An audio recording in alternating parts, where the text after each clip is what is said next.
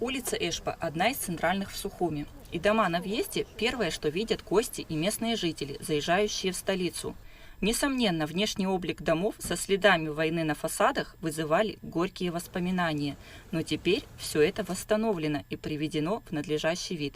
Исполняющий обязанности главы администрации города Сухум Беслан Эшпа, принимая объект, выразил благодарность правительству Москвы и руководству Фонда капитального ремонта многоквартирных домов российской столицы. Беслан Эшпа также отметил высокий профессионализм мастеров. С учетом того, что у нас были очень серьезные сложности, не было ни специалистов, ни технических снаряжений, сооружений, тех, которые могут дать возможность работы в перспективе над фасадами, мы обратились в правительство Москвы с просьбой, как пример, восстановить 1-2 дома.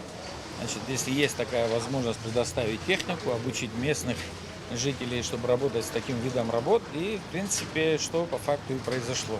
Ремонтные работы велись с применением новых технологий – полимер-цементных смесей, которые широко используют в мире. Это позволило улучшить не только внешний облик дома, но и его технические характеристики – теплоизоляцию и шумоизоляцию. Совместно с сотрудниками горстройпроекта работали плотно, взаимодействовали.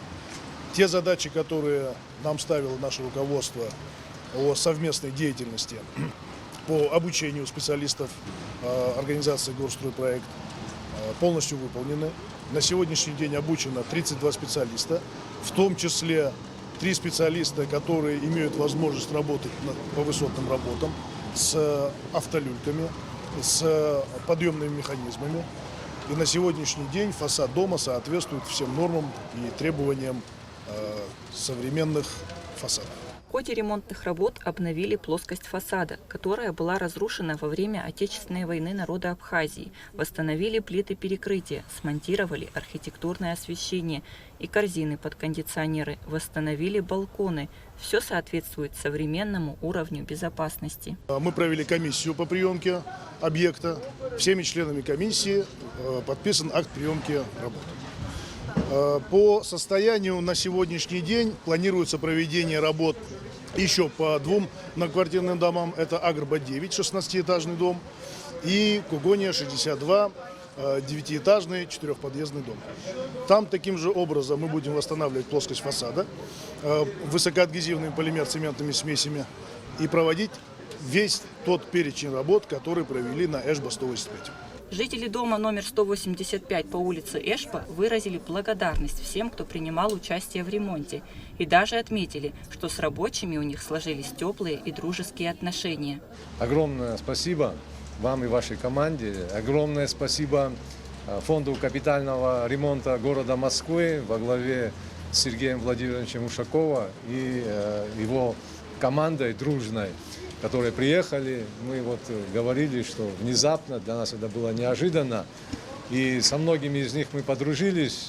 Раньше наш дом был в очень ужасном состоянии, он был разрушенный, некрасивый, а сейчас наш дом стал очень красивый, произвели такой апгрейд просто до неузнаваемости. Очень приятно возвращаться домой.